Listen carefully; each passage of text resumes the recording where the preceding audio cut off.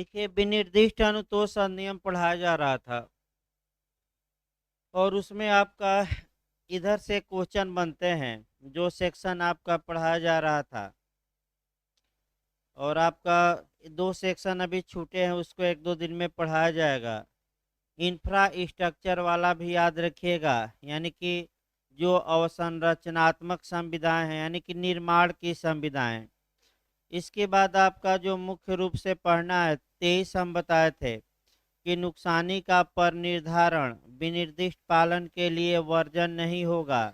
इसके बाद आपका धारा 24 हम बता रहे थे और सेक्शन आपका यानी कि विनिर्दिष्ट अनुतोष अधिनियम 1963 की धारा आपका 24। इसमें यह है कि जब एक बार वादी ने स्पेसिफिक रिलीफ की मांग की है तो वादी को चाहिए कि अगर उसे कंपसेशन भी चाहिए था, यानी कि प्रतिकर भी चाहिए था, तो उसी समय प्रतिकर की भी वह मांग कर लेता। अगर उसने विशिष्ट पालन की केवल मांग की और प्रतिकर की मांग नहीं की, और तो ऐसी दशा में आपका सेक्शन 21 बताता है कि निर्णय के पहले कभी भी वह प्रतिकर की मांग कर सकता है, अपने मुकदमे में संशोधन करके, यानी कि प्लेंट में एमेंड करके। लेकिन एक बार जब फैसला आ गया, यही कंसेप्ट आपका बिहार में भी पूछा गया था, जब एक बार फैसला आ गया तो ऐसी दशा में वह बैठिए वह कंपसेशन की मांग है तो आपका नया मुकदमा दायर नहीं कर सकता, यानी कि अपरवाद के दायर कर। पर्दा खोल दीजिए, थोड़ा आज उमस भी है।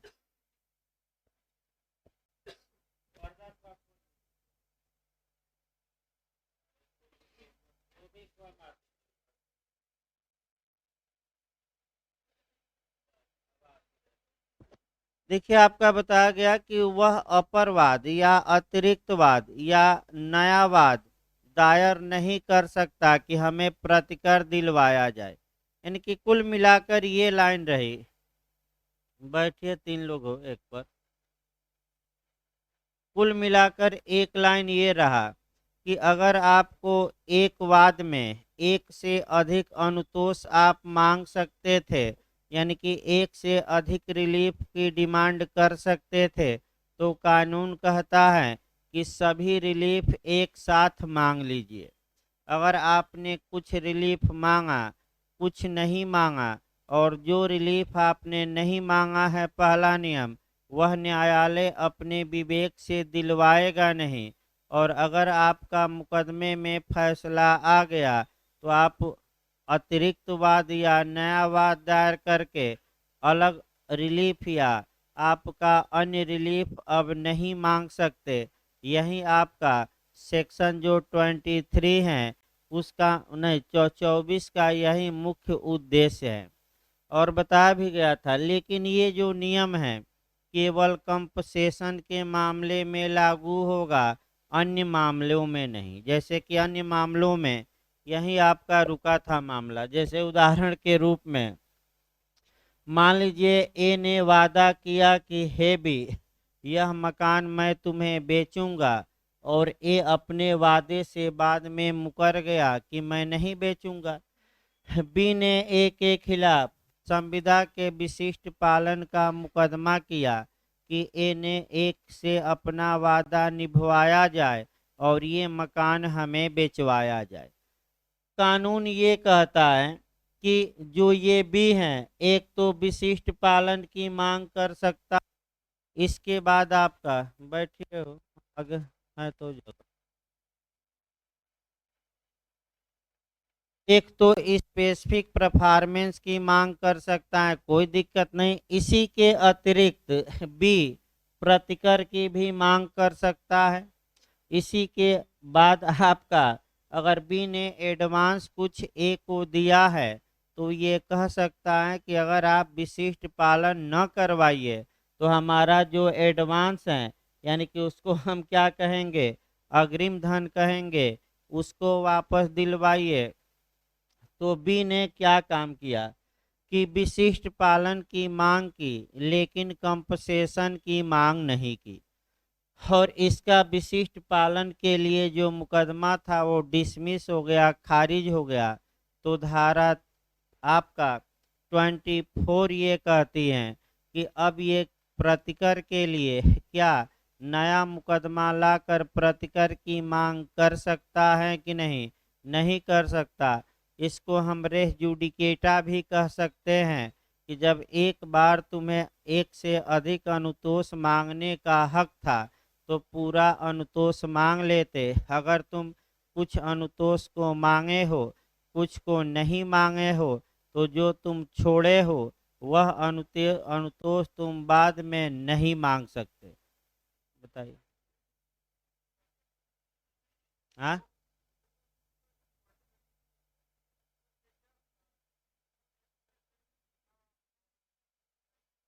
नहीं, ये केवल आपका लागू, अभी हम बता रहे हैं, आपका ये केवल संविदा के मामले में लागू होगा। अगर अन्य कोई कानून बना हो, उसमें स्पेशल प्रावधान किया गया हो, तो ये नियम लागू नहीं होते। स्पेशल लॉ, फिर एक बार याद रखिए, अगर कोई स्पेशल लॉ या लोकल लॉ बना हो और उसमें कोई स्पेशल नियम दिया गया हो, तो न तो ये सारे लागू होगा, न ही वहाँ सीआरपीसी ही, और न ही आपका सीपीसी। क्योंकि स्पेशल और स्पेशल लॉ हमेशा जनरल लॉ पर क्या होगा? प्रिवेंट। स्पेशल जैसे तमाम नियम बने हैं, एससी एसटी एक्ट से लेकर चल ही रहा है, उसमें भी बताया गया था स्पेशल नियम। आपका कांग्निजेंस का शाम को बताया गया था कि सामान्यतः प्रथम वर्ग न्यायिक मजिस्ट्रेट संज्ञान लेता है, लेकिन एससी एसटी एक्ट में डायरेक्ट कोर्ट ऑफ सेशन संज्ञान लेगा। तो ये स्पेशल नियम बन सकते हैं। आगे देखिए, अब आपका ये, लेकिन ये जो धारा 24 है, केवल प्रतिकर की मांग के लिए नया मुकदमा दायर करने पर रोक लगाती है। एक शब्द लास्ट में कहा गया है कि अन्य अनुतोषों की मांग पर, मांग के लिए नया मुकदमा दायर करने पर कोई रोक नहीं है। यानी कि अगर बी ने ए को मान लीजिए 5 लाख एडवांस दिया हो, अब विशिष्ट पालन की मांग बी की खारिज हो गई हो, तो नया मुकदमा दायर करके वह अपना 5 लाख एडवांस मांग सकता है। लेकिन किसके लिए नया मुकदमा नहीं दायर कर सकता? कंपसेशन के लिए, भाई प्रतिकर के लिए नहीं। क्योंकि एक बार मौका मिला है, जैसे आप लोगों पर भी आपका फिर एक बार यूपी जे उछाल मार रहा है कि अक्टूबर में आने वाला है। यानी कि तमाम लोग सोशल मीडिया पर भेज रहे हैं। अभी कंफर्म नहीं हो रहा है, पता करवाया जा रहा है। जैसे ही भाई लीगल तौर पे कंफर्म होगा तो आपको बताया जाएगा। तो आपको भी जब मौका मिले, तो एक बार जब मौका मिले तो उसका पूरा क्या उठाइए? लाभ। अब आयोग से न कहिए कि हम एक बार में चूक गए तो 4 साल बाद वैकेंसी आई दोबारा पढ़ेंगे। तो एक बार में जो पढ़ना हो क्या करिए? पढ़ लीजिए। बार बार आपका कानून मौका नहीं देता। वैसे भी 2018 के बाद 2022 में आ रही है वैकेंसी, तो आपका अभी से लग जाइए। जिनको आ जाएगी वैकेंसी तो स्पेशल बैच 1 घंटा 1.5 घंटा अलग से चलाया जाएगा। जो प्री के सिलेबस हैं उसको एक बार लगभग पढ़ाया जा चुका है, और 2 सब्जेक्ट जो बड़े बड़े हैं चल ही रहे हैं, और आईपीसी सीआरपीसी एविडेंस केवल क्रैश कोर्स में चलेंगे, क्योंकि इतना आपका एपीओ के लिए पढ़ा दिया गया और शाम को चल ही रहा है। यानी कि लगातार शाम वाले बैच में वही चल रहा है आपका। हमें लगता है कि 1 साल 1.5 साल हो गया, और दूसरा सब्जेक्ट केवल एपीओ का ही चल रहा है लगातार। तो अगला धारा देखा जाए आपका, ये तो था, इसके साथ आपका कोरिलेट करना था, और कोरिलेट शुद्ध रूप से करना था। मेंस में और प्री में भी पूछी गई है सीपीसी की धारा, बेयर एक्ट पर ही लिख लीजिए। सीपीसी की धारा 12 यानी कि अपरवाद का वर्जन या अतिरिक्त वाद का वर्जन, या आपका फर्दर सूट को बार किया गया है। ये सीपीसी की कौन सी धारा है? 12। यानी कि जो नियम आपका एसआरए की धारा 24 में है, वही नियम डिटेल में सबके लिए आपका किस में है, तो आपका सीपीसी की धारा आपका 12 में। अगली धारा देखा जाए अब, आपका धारा 25 कम चांस रहता है पूछने का, एक लाइन केवल बता दिया जाए। कतिपय पंचाटों को और व्यवस्थापनों को निष्पादित करने की वसीयती निर्देशों की पूर्ववर्ती धाराओं का लागू होना, ये भी छोड़ दीजिए। अब आ जाइए अध्याय 3 देखा जाए, लिखतों की परिशुद्धि। यानी कि अध्याय 3 में केवल एक सेक्शन है 26, रेटी रेटिफिकेशन ऑफ इंस्ट्रूमेंट, लिखतों की परिशुद्धि। परिशुद्धि का मतलब ये हुआ कि कुछ सुधार किया जाए। सुधार कब किया जाएगा और आपका कब नहीं किया जाएगा, वे प्रावधान देखने हैं। देखिए कभी कभी ये होता है कि या तो तथ्य की भूल के कारण, या विधि की भूल के कारण, या पक्षकारों के फ्रॉड के कारण दस्तावेज में जो बातें लिखनी चाहिए वे बातें नहीं लिखकर कुछ अन्य बातें लिख दी जाती हैं। तो पहले कंसेप्ट बनाइए, एक फ्रॉड करवाइए, आपका कपट पक्षकार से करवा दीजिए, और दूसरा जो आप करवाएंगे वह मिस्टेक या भूल करवा दीजिए। और दो उदाहरण मैं बता रहा हूँ। एक उदाहरण मैं भारतीय साक्ष्य अधिनियम की धारा 126 से उठाऊंगा, और दूसरा जो उदाहरण है ये संविदा अधिनियम की धारा 20 से, और संविदा अधिनियम की धारा 21, और संविदा अधिनियम की कौन सी धारा 22। ये तीनों धाराएं मिस्टेक पर आधारित हैं, और इन्हीं तीनों धाराओं को जब धारा आपका 26 पढ़िए तो याद रखिए।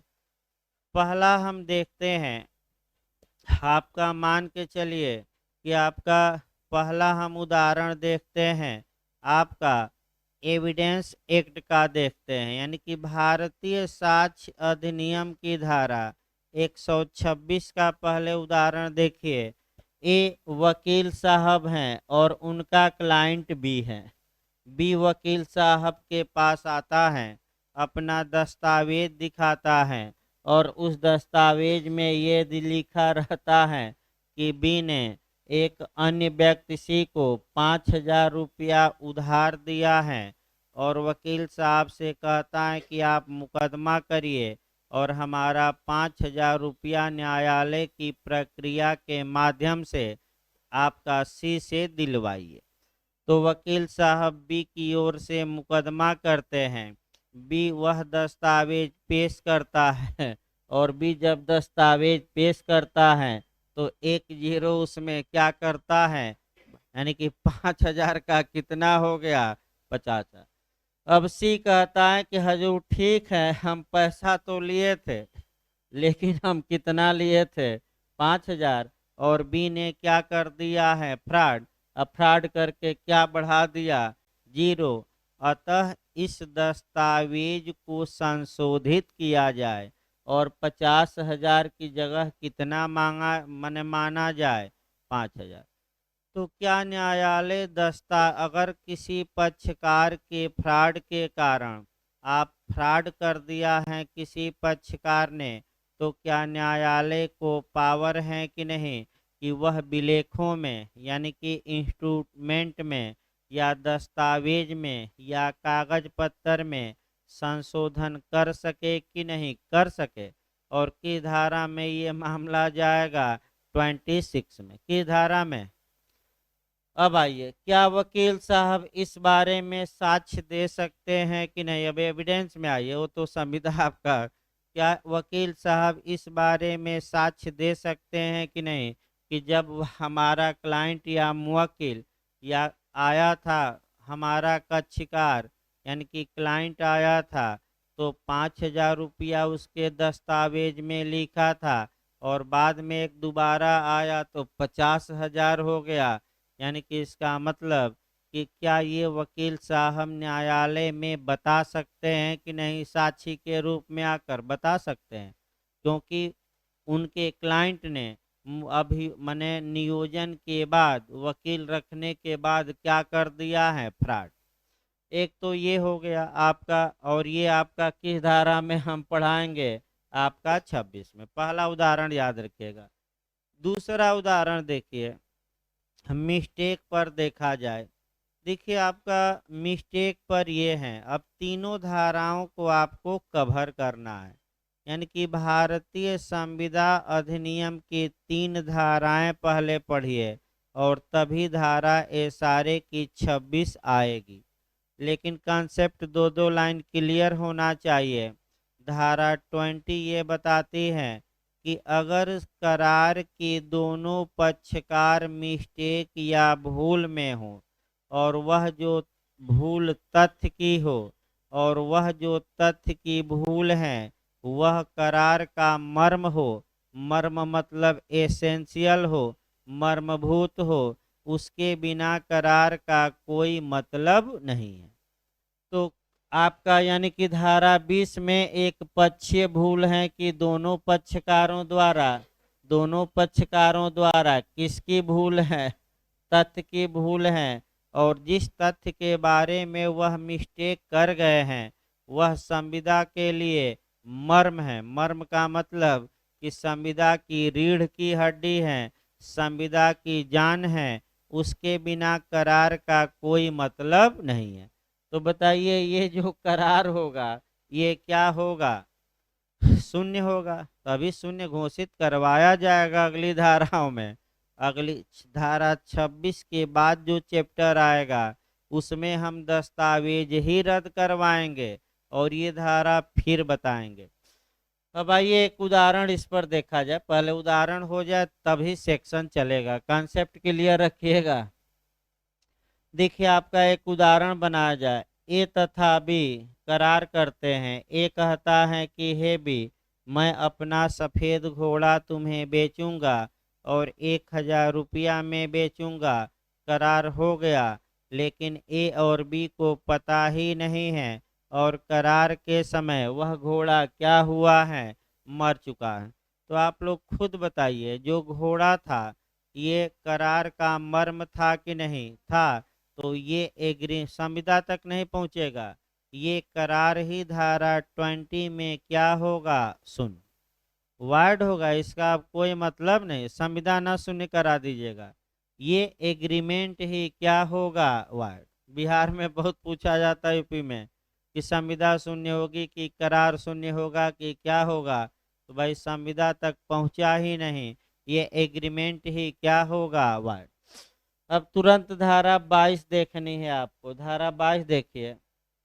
सेक्शन 22 भी पिछली बार आपका कई बार यूपीजे में पूछा गया कि अगर केवल एक पक्षकार ने भूल की हो और वह भूल तथ्य की हो, तो ऐसी दशा में, यानी कि यहाँ भी भूल किसकी है, फैक्ट की है, और दोनों पक्षकार करते हैं कि एक पक्षकार करते हैं, तो वह संविदा यानी कि क्या शून्यकरणीय होगी कि नहीं, शून्यकरणीय नहीं होगी, यानी कि वैध होगी। लेकिन पहला ऑप्शन आपको मारना है, शून्यकरणीय नहीं होगी। उसके बाद न ऑप्शन ये रहे तब क्या मारेंगे, वैध। यानी कि एक पक्षीय तथ्य की भूल का प्रभाव क्या होगा, तो को प्रभाव आपका कोई बुरा नहीं होगा और वह संविदा वैध मानी जाएगी। लेकिन पहली वरीयता बेयर एक्ट की भाषा को देंगे कि वह संविदा वाइडेबल नहीं होगी। भाई सही बात है कि वैलिड होगी, लेकिन पहली वरीयता क्या देंगे ऑप्शन में, बेयर एक्ट। अब 21 आ जाइए। 21 आपका विधि की भूल बताती हैं कि अगर विधि की भूल हो गई तब क्या होगा। तो अगर भारत में प्रवृत्त विधि की भूल है तो संविदा पर कोई प्रभाव नहीं पड़ेगा। मैं बता दूं, यानी कि भारतीय विधि की भूल पूरी तरह क्षम्य है। लेकिन अगर विदेशी विधि की भूल हो गई है तो ऐसी दशा में उसका प्रभाव वही होगा जो किसका होता है, तथ्य का। फिर एक बार देखिए, अब उतना डिटेल में नहीं जा सकते, एक एक लाइन ही बता सकते हैं। भारतीय विधि की भूल का प्रभाव क्या होगा, तो संविदा शून्यकरणीय नहीं होगी, अर्थात संविदा वैध होगी। लेकिन अगर पक्षकारों ने फॉरेन लॉ का मिस्टेक किया है तो उसका प्रभाव क्या होगा, जो किसका होता है, तथ्य का। और तथ्य के प्रभाव के लिए दो धाराएं याद रखिएगा, धारा 20 और कौन सी, 22। इसी तर्ज पर चलना है कि अगर दोनों पक्षकार विदेशी विधि की भूल के बारे में हैं तो वह करार शून्य होगा, और एक पक्षकार अगर विदेशी विधि की भूल के बारे में है तो वह करार शून्यकरणीय नहीं होगा। तो हमने तथ्य की भूल को कहाँ से आपका कवर किया, धारा 22 और 20 और कहाँ से, 22 से। अब आइए बेयरर की भाषा देखा जाए, क्योंकि थोड़ा बहुत ये कंसेप्ट जरूरी था भाई आपका। देखिए धारा 26, लिखतें कब परिशोधित की जा सकेंगी। देखिए पहला खंड, जबकि पक्षकारों के कपट या पारस्परिक भूल के कारण कोई लिखत, संविदा या अन्य लिखत जो कंपनी के संगम अनुच्छेद न हो, जिसे कंपनी अधिनियम लागू होता हो, उसके वास्तविक आशय को अभिव्यक्त नहीं करती। इसका मतलब देखिए, यानी कि धारा 26 जो है कंपनी के संगम अनुच्छेद के मामले में लागू नहीं होगा, अन्य मामलों में लागू होगा।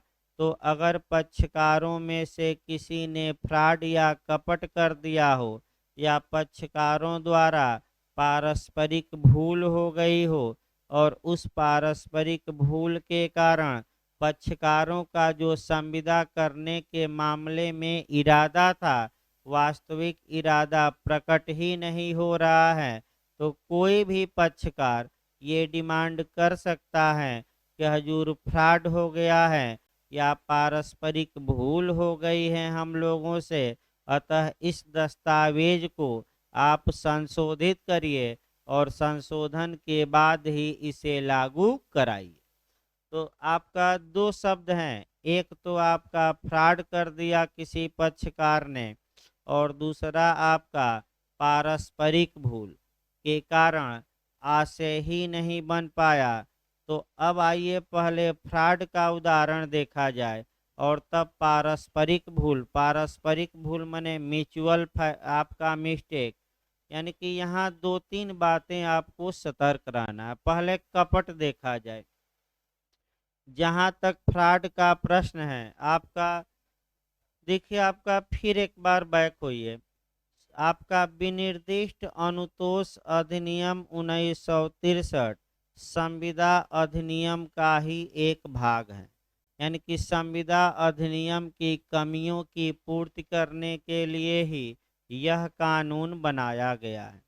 अतः धारा 2 का लास्ट आपका धारा 2E बताती है, लास्ट खंड, कि जो बातें ये सारे में परिभाषित नहीं है लेकिन भारतीय संविदा अधिनियम में दी गई हैं, अगर ये सारे में वे बातें आती हैं तो उसका अर्थ कहाँ से निकाला जाएगा, जो संविदा अधिनियम में दिया गया।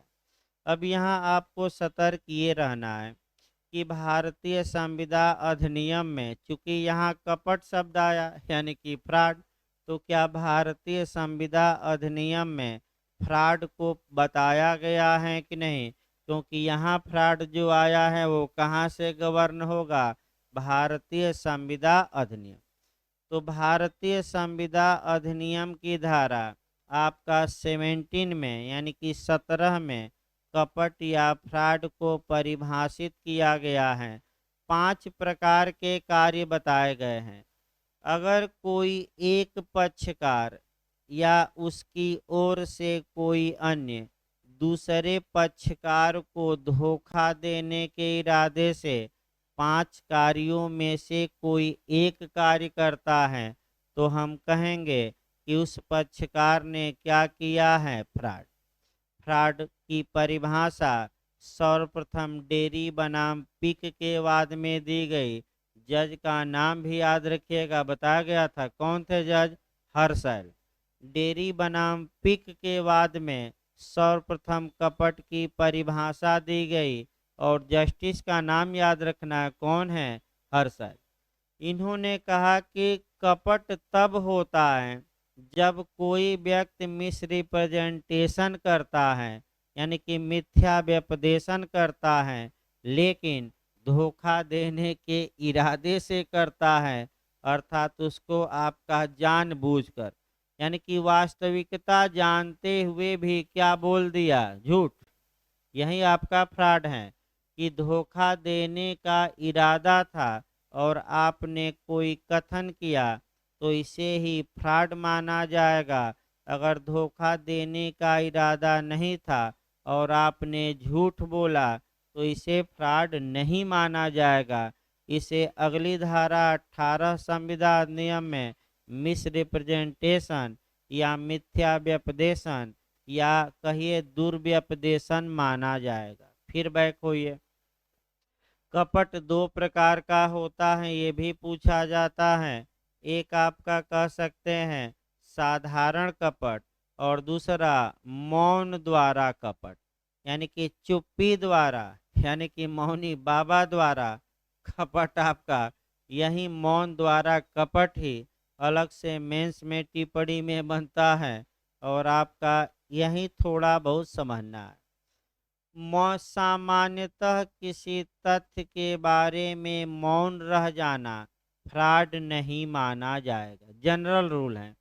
लेकिन इसके दो एक्सेप्शन हैं और पहला अपवाद है जहां बोलने की ड्यूटी हो और आप मौन रह गए, यानी कि जहां बोलने का कर्तव्य था और कोई व्यक्ति मौन रह गया तो ऐसी दशा में उसे फ्रॉड माना जाएगा। और जहां मौन बोलने के तुल्य हो, इक्वल हो, यानी कि समान हो। तो एक आपका लास्ट उदाहरण देखा जाए तब फिर ये सारे में बैक होया जाए, क्योंकि ये सारे कॉन्ट्रैक्ट का ही एक पार्ट है। तो अंत तक संविदा नियम इसमें क्या होगा? चलता रहेगा। अब एक उदाहरण देखा जाए, जैसे ए बी से कहता है कि हे बी, अगर तुम कुछ नहीं बोलोगे तो मैं मान लूंगा कि घोड़ा बेऐब है। बेऐब मतलब इसमें कोई फॉल्ट या दोष नहीं है। अगर बी चुप रह जाता है और घोड़े में दोष निकलता है, यानी कि बी ने मौन द्वारा क्या किया? फ्रॉड, क्योंकि उसका मौन बोलने के क्या है? तुल्य। यही उदाहरण याद रखिए, फिर हम बता रहे हैं एक बार। ए कहता है बी से कि हे बी, अगर तुम कुछ नहीं बोलोगे तो हम मान लेंगे कि घोड़े में कोई ऐब नहीं है। ऐब माने कमी नहीं है। तो बी का कर्तव्य है कि वह बोले। अगर बी चुप रह जाता है और घोड़े में क्या बाद में निकलता है? ऐब, तो बी फ्रॉड के लिए क्या होगा? दोषी। इसमें कोई शक नहीं है, दायी होगा। तो ये तो आपका कपट बताया गया और कपट का एक उदाहरण अच्छा आपको बताया भी गया, कहाँ से जाकर? तो सब आपका इंडियन एविडेंस एक्ट की धारा किसमें हमने कवर किया था? उदाहरण 126। तो अगर किसी पक्षकार ने फ्रॉड किया है तो दूसरा पक्षकार ये मांग कर सकता है कि हजूर इस फ्रॉड को सुधारा जाए और हमें इस फ्रॉड को क्या किया जाए? सुधारा जाए और सुधार कर संविदा को लागू कराया जाए। दूसरा शब्द आया है म्यूचुअल मिस्टेक, पारस्परिक भूल। यहाँ भी क्वेश्चन प्री में आ सकता है। बिहार में धारा 26 लागू होती है पारस्परिक भूल के मामले में। एक पक्षीय भूल के मामले में दे देगा, दोनों मामलों में इनमें से कोई नहीं। तो सतर्क रहिए, एक पक्षीय भूल नहीं लिखी है। भूल कैसी होनी चाहिए? म्यूचुअल, यानी कि पारस्परिक। अब ये पूछ सकता है कि भूल कैसी हो? मिस्टेक ऑफ फैक्ट हो कि मिस्टेक ऑफ लॉ हो कि दोनों? दोनों हो सकता है। यानी कि या तो दस्तावेज में तथ्य की भूल हो गई हो या विधि की भूल हो गई हो और भूल दोनों पक्षकारों द्वारा हुई हो। अगर एक पक्षकार भूल में है तो धारा 26 का नियम लागू नहीं होगा। सतर्क रहिए। स्पष्ट बेयरक लिखता है कि पारस्परिक भूल, पारस्परिक माने एक पक्षकार द्वारा नहीं, भूल किसके द्वारा हुई हो, दोनों पक्षकार द्वारा। तो ऐसी दशा में कोई भी पक्षकार मांग कर सकता है कि जो ये मिस्टेक हो गया है, इस मिस्टेक को सुधारा जाए और सुधार कर इस दस्तावेज को लागू कराया जाए।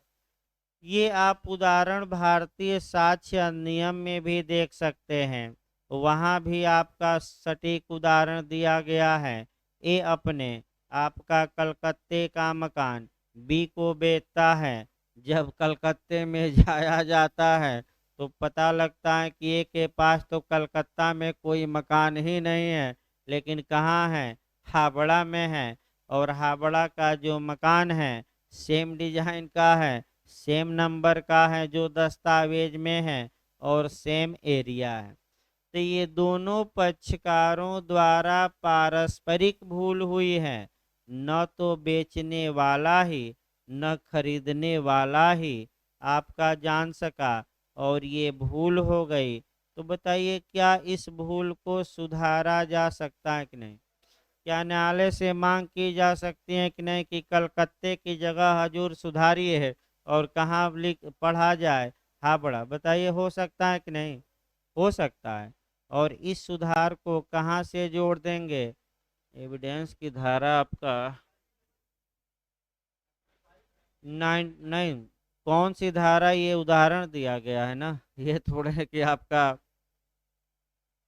उदाहरण देखिए। सेक्शन हल्का सा छोड़िए, सेक्शन भूल रहा है आपका। 93 या तो 95 में होगा या 96 में। देखिए तो उदाहरण है एविडेंस। हाँ, ये जो हमने उदाहरण बताया आपका हावड़ा और कलकत्ते का, ये किस धारा में जाएगा? 95। दृष्टांत ही दिया है वहाँ उदाहरण।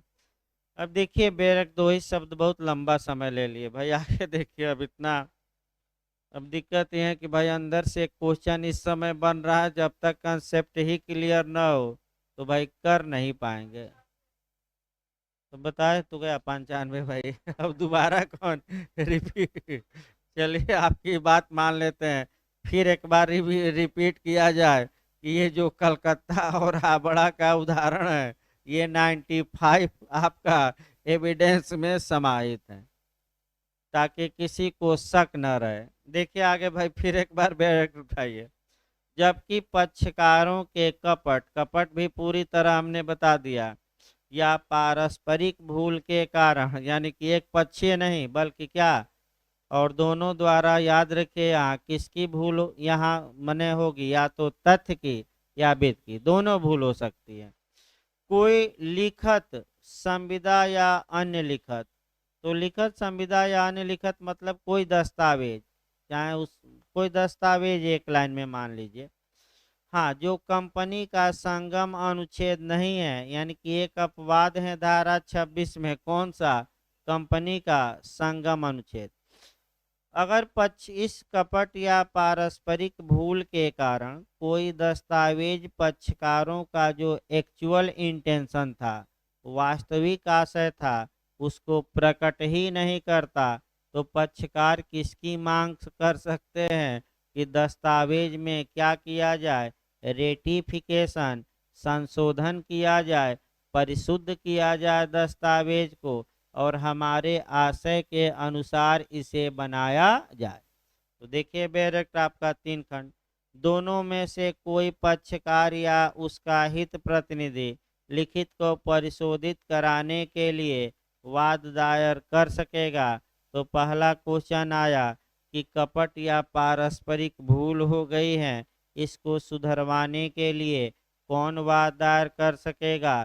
तो एक पक्षकार की दोनों, और दूसरा है या उसका कोई हित प्रतिनिधि, पक्षकार मर गए तो उनके पुत्र पुत्री उत्तराधिकारी मुकदमा कर सकते हैं कि नहीं?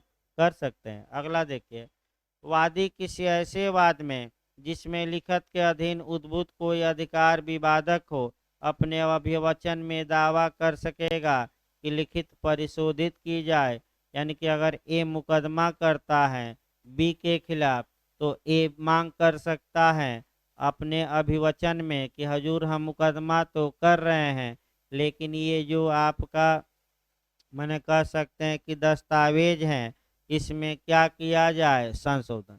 तो क्या वादी मांग कर सकता है कि नहीं, कर सकता है। अभिवचन में वाद पत्र में लिख सकता है कि नहीं, लिख सकता है। क्या लिख सकता है कि हम वादी हैं, वाद पत्र दायर कर रहे हैं, लेकिन ये जो दस्तावेज हम पेश कर रहे हैं इस दस्तावेज में ये क्या किया जाए, संशोधन। ऐसे किसी वाद में जैसा खंड ख में निर्दिष्ट है, प्रतिवादी किसी अन्य प्रतिरक्षा के साथ साथ भी प्रतिवादी भी मांग कर सकता है कि लिखित में क्या किया जाए, संशोधन। एक उदाहरण फिर वही वकील साहब वाला देखा जाए। ए ने बी के खिलाफ मुकदमा किया कि ये हमारा 50,000 रुपया उधार लिया है। बी अपना प्रतिवाद पत्र या WS या लिखित कथन दायर करता है, यानी कि ए के दावे का कौन जवाब देता है, बी। आगे CPC में बताया जाएगा। और बी का जवाब तो देता है, लेकिन उसी जवाब में ये लिखता है कि हजूर ए से हम कितना लिए थे, 5,000, और ये फ्रॉड करके कितना बढ़ा दिया है, 50,000। अतः इस विलेख को क्या किया जाए, संशोधित, और इसे 50,000 की जगह कितना माना जाए। तो क्या प्रतिवादी अपने लिखित कथन में ये वाक्य लिख सकता है कि नहीं, लिख सकता है। अगला देखिए आपका, यदि किसी वाद में जिसमें संविदा या अन्य लिखत का उपधारा 1 के अधीन परिशोधित करना इच्छित हो, न्यायालय इस निष्कर्ष पर पहुँचे कि कपट या भूल के कारण वह लिखित पक्षकारों का वास्तविक आशय अभिव्यक्त नहीं करती, तो जहाँ तक कि परिव्यक्तियों द्वारा सद्भावना पूर्वक और मूल्यार्थ अर्जित अधिकारों पर प्रतिकूल प्रभाव डाले बिना ऐसा किया जा सके, न्यायालय स्वविवेक में लिखत को ऐसे परिशोधित करने का निर्देश दे सकेगा जिसमें वह आशय अभिव्यक्त हो जाए। इसका मतलब ये हुआ कि न्यायालय आपका संशोधन का निर्देश दे सकता है दस्तावेज में, लेकिन अगर किसी ने उसी बीच यानी कि थर्ड पर्सन ने सद्भावना पूर्वक कार्य किया हो और आपका वह मकान या जमीन खरीद लिया हो, तो ऐसी दशा में उसके भी हित पर प्रभाव नहीं पड़ना चाहिए। जैसे कि उदाहरण में देखिए, आपका एक उदाहरण इस पर थर्ड पर्सन का दिखाया जाएगा। ए ने बी से संविदा की और बी से फ्रॉड किया, और जो घोड़ा आपका 1 लाख रुपये का था वह केवल कितने में खरीद लिया, 10,000 में। अब चलिए आपका मैंने ये कपट किया है, किसने कपट किया है, ए ने, और किससे किया है, बी से। अब दिक्कत ये है कि ए ने घोड़ा खरीदने के बाद यह घोड़ा सी को बेच दिया, तो ऐसी दशा में आपका बी न्यायालय से मांग कर रहा है कि हजूर दस्तावेज में संशोधन किया जाए। ये घोड़ा 1 लाख का था और आपका कह सकते हैं ए ने हमारे साथ कपट किया और कितने में खरीद लिया, 10,000 में। अतः विलेख में संशोधन किया जाए और इस रकम को कितना बढ़ाया जाए, 1 लाख। तो भाई ठीक है, आपका ए से 90,000 मैंने बी ए से 90,000 बी को न्यायालय दिलवा सकता है। अब घोड़े का क्या होगा, क्योंकि घोड़ा तो किसको बेच दिया गया है, सी को। तो अगर सी ने गुड फेथ में काम किया है, थर्ड पर्सन ने, और पैसा देकर काम किया, फ्री में नहीं काम चलेगा। मूल्यार्थ का मतलब कि सी ने को क्या दिया हो, पैसा, और सी ये नहीं जानता कि ए ने यह घोड़ा बी से कपट करके खरीदा है, तो बताइए किसको अच्छा हक मिलेगा, सी को, क्योंकि वह आपका सद्भावना पूर्वक कार्य किया है। और सद्भाव पूर्वक अंतरित आपका कई जगह आएगा, एक ही जगह नहीं।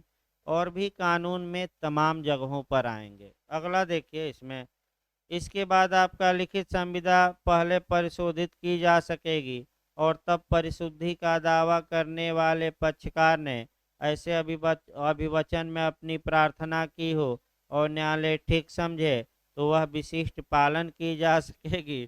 तो पहले विशिष्ट पालन होगा कि दस्तावेज में संशोधन होगा, और उसके बाद चाहे तो न्यायालय क्या करा सकता है संशोधन के बाद, विशिष्ट पालन। अब ये समस्या आई कि अगर परिशुद्धि की बात छूट गई है, अब आइए, अगर कोई यहाँ फिर आपका जो धारा 21 में आपने पढ़ा था, तो धारा 21 से आप 26 का क्लाज 4 जोड़ लीजिएगा, दोनों में समानता समझिए। हमने ये बताया था आपका 24 में भी और 21 में भी, दोनों को फिर एक बार बैक होइए। धारा 21 में हमने ये बताया कि अगर संविदा के विशिष्ट पालन की मांग की गई है और आपने कंपसेशन की मांग नहीं की, तो बताइए कि न्यायालय अपने विवेक से, सुमोटो से, स्वप्रेरणा से प्रतिकर दिलवा सकता है कि नहीं? नहीं। धारा 21 ये भी बताती है कि अगर आपने कंपसेशन की मांग नहीं की, तो 3-4 बार मैं बता चुका हूँ, कब तक ये डिमांड अपने प्लेंट या वाद पत्र में संशोधन करके कर सकते हैं, निर्णय के पहले कभी भी। यही तो हमने बताया। उसी प्रकार सेम आपका धारा 26 का क्लाज 4 पढ़िए, सेम है कि अगर आपने दस्तावेज में संशोधन की मांग नहीं की, तो क्या न्यायालय अपने मन से दस्तावेज संशोधित कर सकता है कि नहीं? नहीं। लेकिन डिमांड नहीं की है, तो आप लोग बताइए कब तक ये डिमांड पक्षकार कर सकते हैं? तो फिर वही कहानी, निर्णय के पूर्व कभी भी। याद रखिएगा, प्रतिकर की मांग कब तक कर सकते थे? निर्णय के पूर्व कभी भी। संशोधन की मांग कब तक कर सकते हैं? निर्णय के पूर्व कभी भी। वही सेम नियम। अगला देखिए, आगे बढ़ा जाए भाई आपका, अब अध्याय 4 आइए, संविदाओं का विखंडन। अध्याय 4 शुरू किया जाए। संविदाओं का विखंडन आपका, यानी कि विखंडन माने संविदा भंग करना, संविदा को खंडित कर देना। यहाँ से आपका 27 से लेकर 30 तक धाराएं हैं, यानी कि धारा 27 से लेकर और 30 तक। अब धीरे धीरे हम लोग नजदीक भी आ रहे हैं। प्रयास यही है कि इस हफ्ते आपका 42 धाराएं हैं, प्रयास पूरा रहेगा कि इस हफ्ते ये सारे निपटा दिया जाए आपका, क्योंकि अभी लिखवाना भी है, 2 दिन लिखवाने में लगेगा। तो देखते हैं, आपका मान के चलिए कि इस हफ्ते नहीं तो मंगल बुधवार तक, अगले हफ्ते तक, ताकि भाई आपका नया सब्जेक्ट भी लगाया जाए, क्योंकि आपका काफ़ी उधर शुरुआती दौर में स्लो चला, कठिन भी था थोड़ा शुरुआती दौर में। अब थोड़ा आसान आसान आपका मामला आएगा। तो 27 से लेकर 30 तक में आपका संविदा का विखंडन है। अब संविदा का विखंडन, अब पहले तो संविदा अधिनियम पूरी तरह जानना है और एक सिद्धांत जानना है। जो सिद्धांत पूछा जाता है अभी बेरेक पर लिख दीजिए, आगे तो हम बताएंगे ही कोरिलेट करके, कि जो व्यक्ति, जो साम्य चाहने वाले को साम्य का पालन करना चाहिए। इसका मतलब ये हुआ कि अपना हक मांगिए, लेकिन दूसरे का भी हक देने के लिए तत्पर और तैयार रहिए। यानी कि आपका जो कुछ है, जो कुछ आपका है वह आप मांगिए, लेकिन दूसरे का जो है वह भी देने के लिए आप तत्पर और क्या रहिए, तैयार। अभी हम एक उदाहरण बताते हैं गुरु चेला पर ही।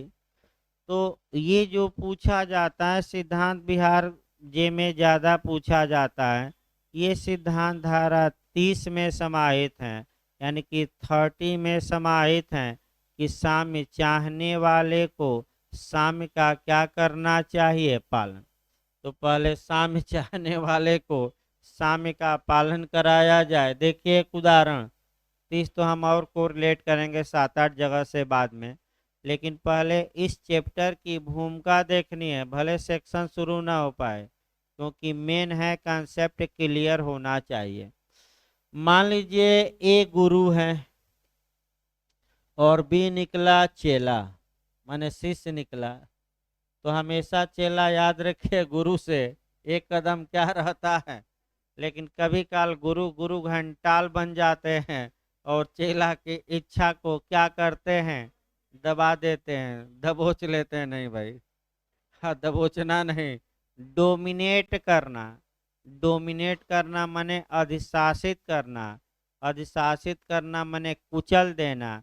कुचल देना मतलब इच्छा को दबा देना, ये डोमिनेट।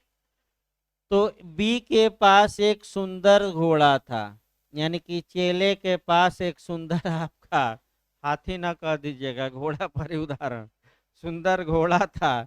और आपका गुरुजी के मन में लालच आ गई और गुरुजी ने कहा कि ये जो 1 लाख का काबुल का तुम्हारे पास घोड़ा है, ये हमें 1000 में दे दो। इतनी शिक्षा दे दूंगा, इतनी शिक्षा दे दूंगा कि 3 दिन में जज बन जाओगे। आपका, यानी कि ये सब गुरु क्या निकले? गुरु कई जगह जाएंगे तो कोचिंगों में मिलेगा, यहाँ तो कोई ताम झाम नहीं है। कई लोग आते हैं और कहते हैं कि भाई आप थोड़ा डेकोरेट करिए, ये वो लीजिए, वो मकान लीजिए, आपका ऐसा करिए, वैसा करिए, ये बिल्डिंग सही कराइए। तो हम कहते हैं कि हमारे लड़के तो कहते हैं कि संगम की रेती पर भी सर पढ़ाएंगे तो हम बैठकर वहाँ पढ़ लेंगे। तो भाई आपका जब होगा, जब पैसा हो जाएगा तो अपना लिया जाएगा, उसमें क्या 2-3 साल बाद। प्रयास हम भी कर रहे हैं कि अपना भाई 2-3 साल बाद ही ले लिया जाए, मैंने आपका आगे प्रयास किया जाएगा, क्योंकि ये थोड़े हैं कि नहीं हमेशा किराए पर ही आदमी पढ़ाएगा। तो आपका 2-3 साल लगेगा, अभी अभी तो तमाम जिम्मेदारियां हैं, और वो निपट जाए तब सोचा जाए उस बारे में। तो यही गुरु गुरु घंटाल निकले और देखिए आपका 1 लाख का घोड़ा चेले से क्या किए गुरु? उसकी इच्छा को दबाकर ले लिए। अब बेचारा चेला चेलों के पास गया तो चेलों ने इसका ब्रेन वॉश किया कि तुम्हारे गुरु तो तुमसे धोखा कर दिए, तो धोखा नहीं, सम्यक असर डाल दिए, तुम्हें भरमा दिए, और भरमा कर क्या किए? 1 लाख का घोड़ा 1000 में ले लिए। चलो गुरु के खिलाफ तुम क्या करो? मुकदमा करो, हम तुम्हारे साथ हैं। चलिए ठीक है, साथ रहेंगे ही आप लोग। तो फिर आपका देखिए अब भी मुकदमा करता है एक के खिलाफ और कहता है कि हजूर आप ये हमारे गुरु जी से हमारा घोड़ा दिलवाइए, और आपका जिस दस्तावेज के माध्यम से हमने घोड़ा बेचा है वह दस्तावेज आप इम्पाउंड करिए। इम्पाउंड यानी कि परिबद्ध करिए, परिबद्ध यानी कि जब्त करिए। क्यों करिए? क्योंकि ये जो गुरुआ हैं ये तो हमारे साथ गुरु घंटाल किया है, और इस दस्तावेज को दिखाकर अगर घोड़ा किसी थर्ड पर्सन को बेच दिया, किसको बेच दिया, तब हमें मिलेगा नहीं। अतः इस दस्तावेज को जब्त करिए, संविदा रद्द करिए और हमें हमारा घोड़ा दिलवाइए। तो न्यायालय परिबद्ध कर सकता है कि नहीं? दस्तावेज को कर सकता है। संविदा को न्यायालय ने रद्द कर दिया, तो रद्द कर दिया तो आपका ये सारे का अध्याय 4 आ जाइएगा, और धारा 27 से लेकर कहाँ तक? 30 तक यही बताया जाएगा। कहाँ से कहाँ तक? 27 से 30। अब आइए, बी को अपना घोड़ा मिल गया, यानी कि बी अपना हक मांगा और बी को अपना घोड़ा मिल गया। तो ऐसी दशा में बी ने भी तो गुरु से कुछ पैसा लिया था, कितना रुपया? तो चेले क्या क्या कर्तव्य है? 1000 वापस कर दे कि न कर दे? यानी कि इसका मतलब हुआ कि साम्य चाहने वाले को साम्य का पालन करना चाहिए। अब सही देखिए कि जब चेला अपना हक मांग रहा है कि मेरा घोड़ा दिलवाया जाए, तो गुरु से जो चेला पैसा लिया था, चेला का भी कर्तव्य है कि वह उस पैसे को गुरु को क्या कर दे, वापस। यानी कि अपना हक मांगिए, लेकिन दूसरे का हक भी देने के लिए तत्पर और क्या रहिए, तैयार। इसी को हम कहते हैं कि साम्य चाहने वाले को साम्य का क्या करना चाहिए, पालन। एक ही धारा, धारा रट कर जाइएगा, बिहार में कई बार ऐसा क्वेश्चन आया। कौन सी धारा है? 30। यानी कि ये सिद्धांत की धारा में 30। तब पहले संविदा नियम देखिए, अगर संविदा नियम आ गया तो ये धाराएं अपने आप आ जाएंगी। मैं बता दूं, ज्यादा समय नहीं लगेगा पढ़ाने में, लेकिन संविदा अधिनियम जानना जरूरी है। कि आइए, कुछ संविदाएं शून्य होती हैं और कुछ संविदाएं शून्यकरणीय होती हैं। तो पहले तो शून्यकरणीय संविदा देखा जाए तो संविदा अधिनियम की धारा 15, संविदा अधिनियम की धारा 16, 17 और 18। इसके बाद आपका ये शून्यकरणीय है। इसके बाद संविदा अधिनियम की धारा 39, इसके बाद संविदा अधिनियम की धारा 53 और इसके बाद संविदा अधिनियम की कौन सी धारा? 55। ये जो सेक्शन है ये किस संविदा से रिलेटेड है? वायर्ड नहीं, बल्कि किसके? वाइडेबल। पहले फिर एक बार संविदा अधिनियम में जाइए। शून्य, पिछली बार आपका बिहार जे में ये क्वेश्चन बना था कि शून्यकरणीय संविदा क्या होती है। 4 ऑप्शन दिया था। उन ऑप्शनों में दिमाग स्थिर करके समझिए।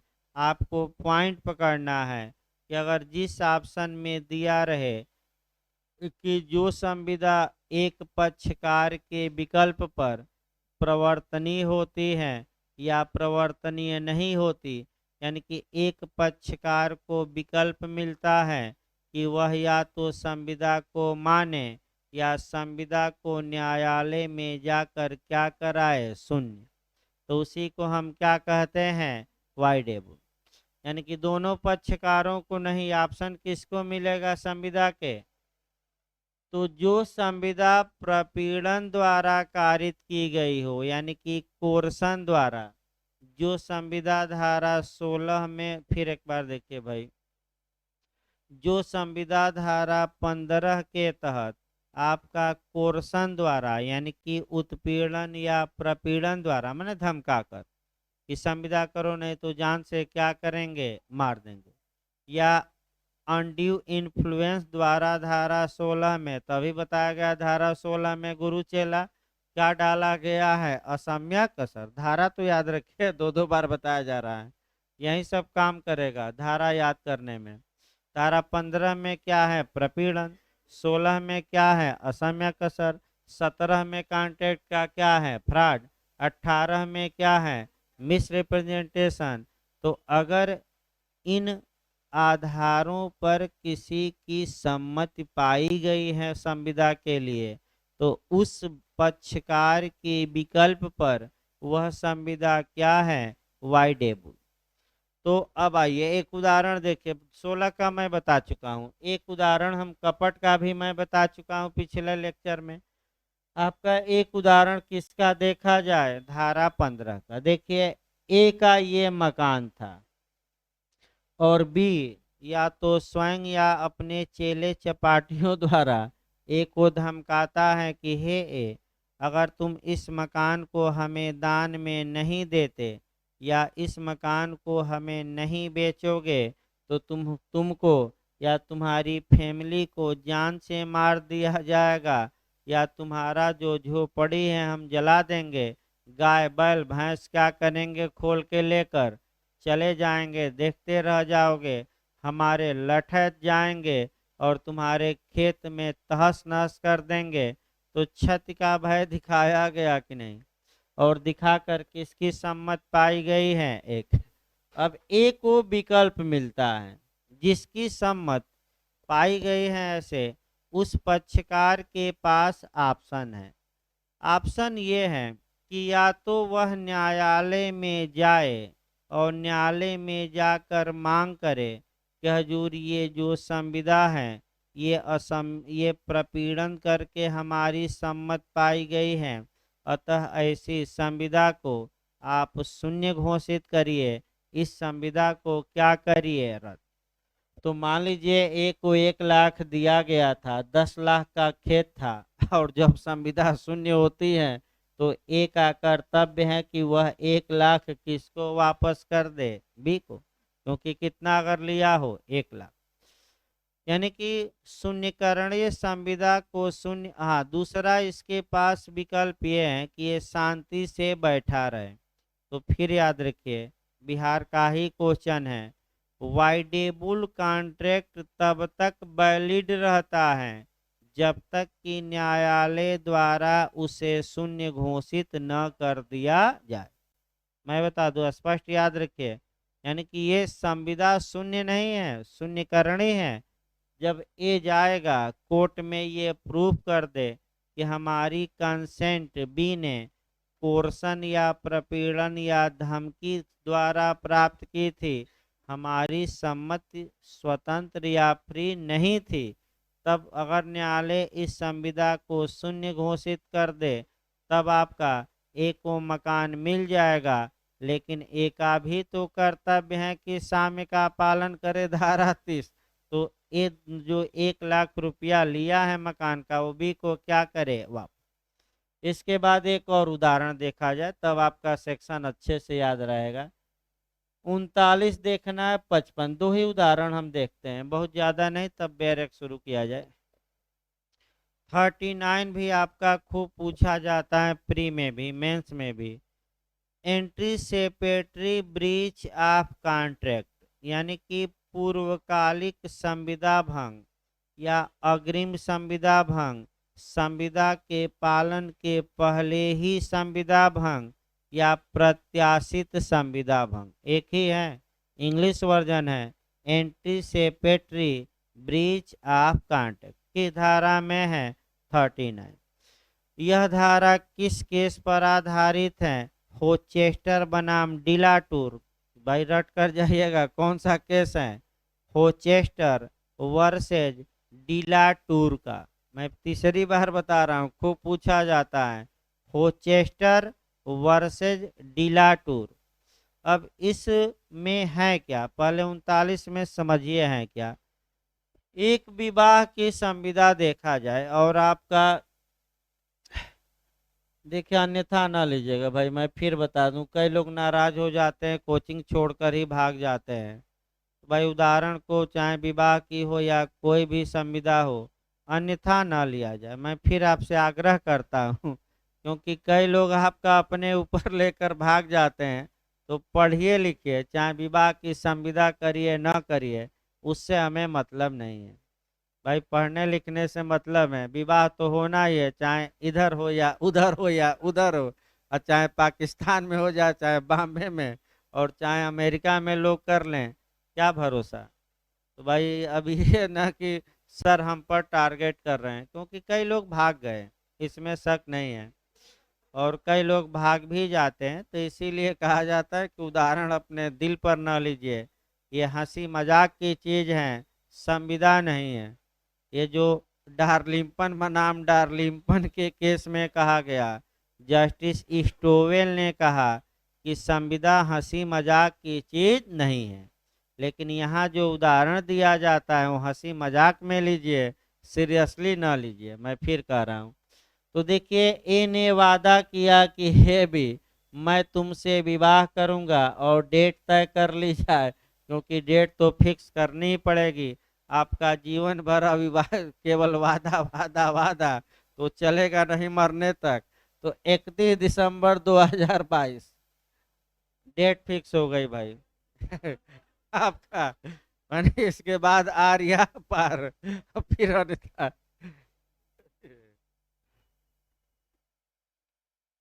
देखिए फिर एक बार, तब तक 15 दिसंबर को ए ने अपना वादा तोड़ दिया। अब क्यों तोड़ा ये हमारे बस की बात नहीं है भाई ये आप लोग जानिए क्यों तोड़ा। अब ये 15 दिसंबर को ए ने अपना वादा तोड़ दिया, तो बताइए जिस तारीख को संविदा का पालन होना था उसके पहले वादा तोड़ दिया कि बाद में? पहले किस तारीख को संविदा होनी माने पालन होना था और किस तारीख को तोड़ दिया? तो आप लोग बताइए पीड़ित कौन हुआ, एग्रीड पार्टी कौन हुई? बी। तो बी के पास दो विकल्प हैं और जैसे ही किसी पक्षकार के पास दो विकल्प मिलता है वह संविदा वाइडेबल यानी कि शून्यकरण। पहला विकल्प है इंतजार का कि हो सकता है मान मनोवल और मित्र फ्रेंड और फ्रेंडियों के मनाने से ये बंदा मान जाए, तो ये भी तो हो सकता है क्योंकि अभी तो 15 दिन विवाह में क्या है 16 दिन बाकी। तो ए या बी या तो इंतजार करे, पहला ऑप्शन उसके पास क्या है, या अपनी ओर से अधिकार पूर्वक संविदा को भंग करे कि हे निकम्मे मैं तुमसे अब विवाह नहीं करूंगी और मैं जा रही हूँ कोर्ट का दरवाजा खटखटाने, आपका कोर्ट का। अब समस्या आ गई एसारे की धारा कौन सी? 14। क्या विवाह की संविदा का विशिष्ट पालन होगा कि नहीं? नहीं होगा तो केवल क्या वसूला जा सकता है? तो भी ए से केवल क्या वसूल सकती हैं? मुआवजा। तो कितना विकल्प हो गया? 2। इसी को कौन सी संविदा कहा जाएगा? शून्यकरण।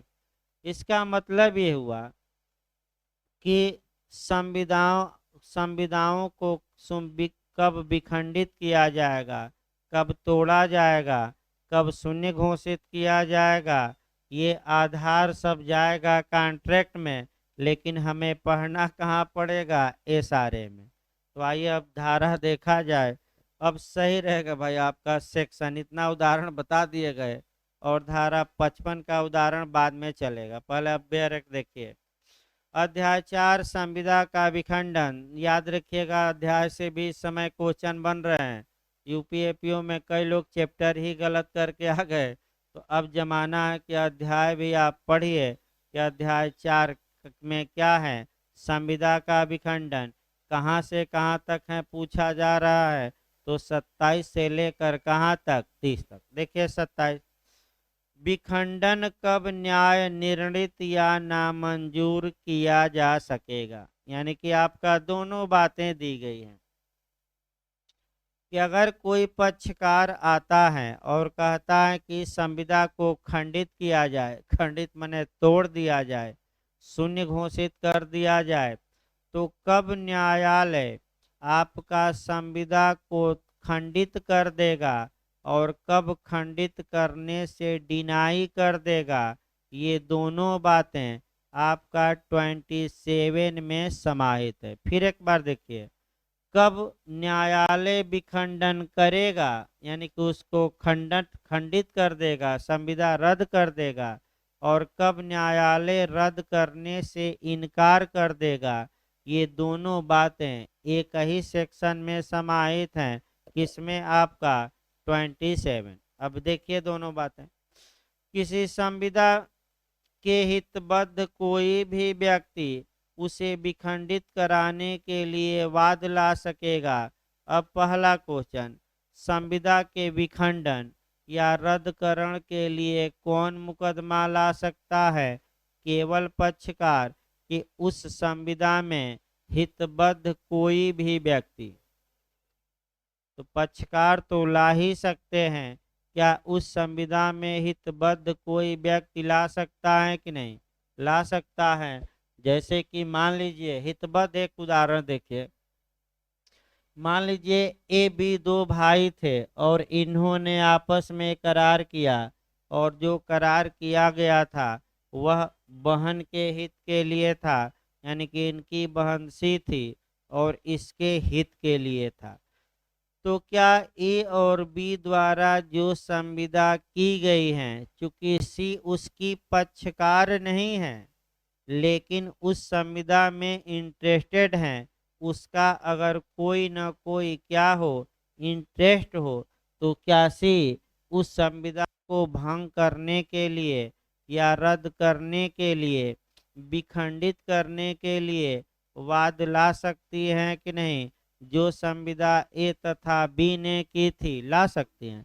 ए भी ला सकता है, बी भी ला सकता है, और एक विधिक प्रतिनिधि न कहिएगा, यहाँ विधिक प्रतिनिधि से व्यापक है कौन? हित प्रतिनिधि। हित प्रतिनिधि का नहीं नहीं, फिर आपका हितबद्ध हितबद्ध व्यक्ति का मतलब ये हुआ कि जो कॉन्ट्रैक्ट हुआ है उस कॉन्ट्रैक्ट द्वारा उसके अधिकारों पर कुछ न कुछ क्या पड़ रहा है? प्रभाव, भले वह किसी का उत्तराधिकारी न हो, इससे मतलब नहीं। तो पहला नियम ये आया कि विखंडन के लिए कौन मुकदमा ला सकता है? दे देगा पक्षकार। आप संविदा में हितबद्ध कोई भी व्यक्ति, दोनों इनमें से कोई नहीं, तो क्या मार कराएंगे? अब दोनों।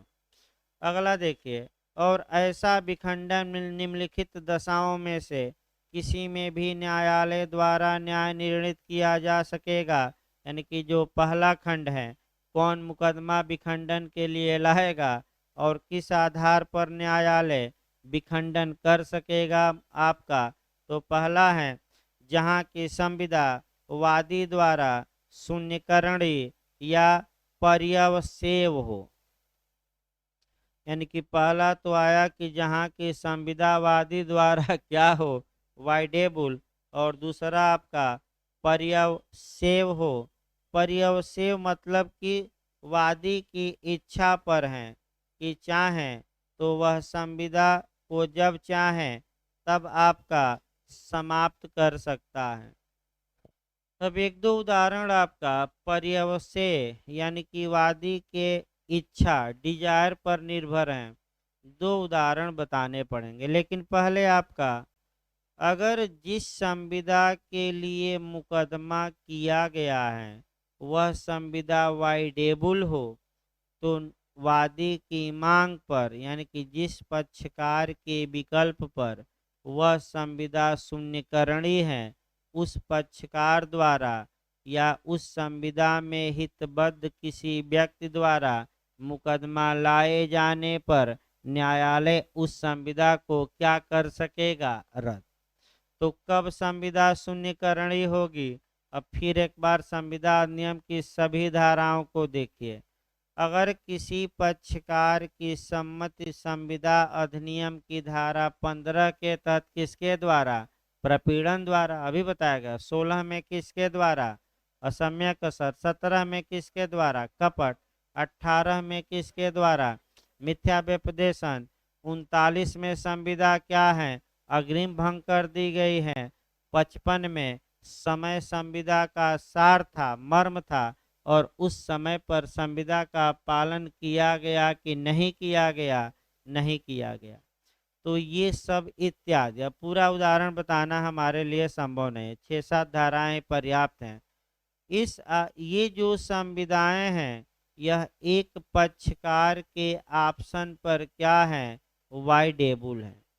तो वह वाद ला सकता है कि हजूर संविदा को क्या किया जाए? रद्द। ये पहला नियम।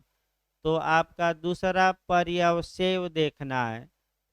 कब कहा जाएगा कि कोई संविदा पक्षकार द्वारा या उसके हित प्रतिनिधि द्वारा पर्यवसेय है?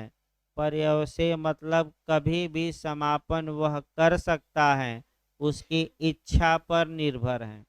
तो जिस प्रकार इच्छाधारी नागिन होती हैं उसी प्रकार आपका बिहार के लिए क्वेश्चन भागीदारी अधिनियम से समझिए, पार्टनरशिप एट विल यानी कि इच्छाधीन भागीदारी।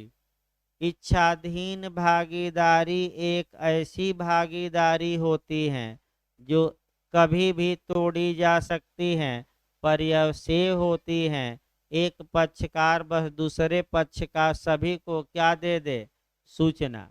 यानी कि अगर आप, ये धारा आपका 7 में जाएगा मामला, इच्छाधीन भागीदारी भागीदारी अधिनियम की।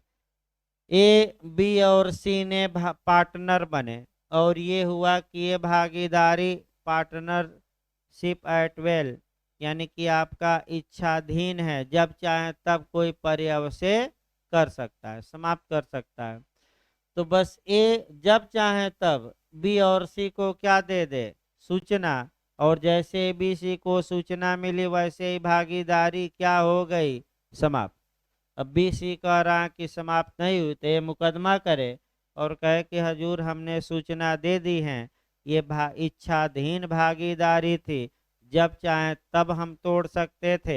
अब इसको क्या किया जाए, भागीदारी को खंडित, क्योंकि ये मेरे द्वारा क्या थी, खंडनीय थी। दूसरा आपका, जिस प्रकार इच्छाधीन नागिन होती है कि जब चाहे तब अपना रूप क्या कर ले, बदल दे, तो इसी प्रकार जब चाहे तब पार्टनर बस दूसरे को सूचना देकर पार्टनरी क्या करेंगे, तोड़ देंगे। एक आपका लास्ट उदाहरण बताया जाए, आपका चलत प्रत्याभूति। कौन सी धारा संविधान नियम की खूब पूछा जाता है, 129। कंटिन्यूइंग गारंटी या चलत प्रत्याभूत संविदा अधिनियम की धारा से उदाहरण देखिए 129। चलत प्रत्याभूति आपका कह सकते हैं कि जब चाहे तब गारंटर दूसरे पक्षकार को यानी कि लेनदार को, क्रेडिटर को सूचना देकर उस संविदा को जब चाहे तब क्या कर सकता है, रद्द। तो जब पर्यवसेय थी, इच्छा पर है, तो आप उसको भी खंडित करा सकते हैं कि नहीं, करा सकते हैं।